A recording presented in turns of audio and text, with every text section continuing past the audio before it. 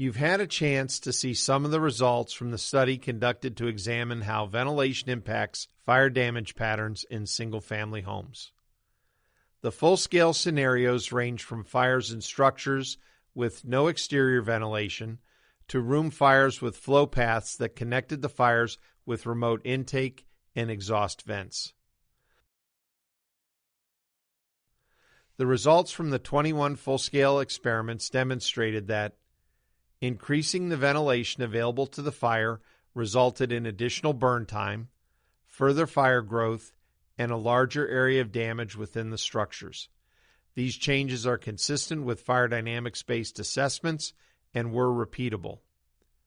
Fire patterns within the room of fire origin led to the area of origin when the ventilation of the structure was considered. Fire patterns generated pre-flashover persisted post-flashover, provided the ventilation points were remote from the area of origin.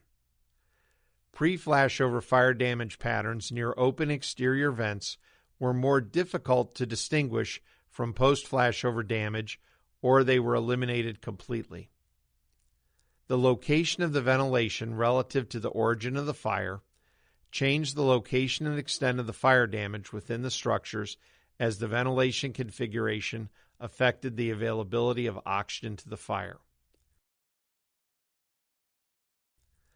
The report, the time histories of the data, and the videos from this study provide foundational documentation to understand ventilation-limited fires and the resulting fire patterns.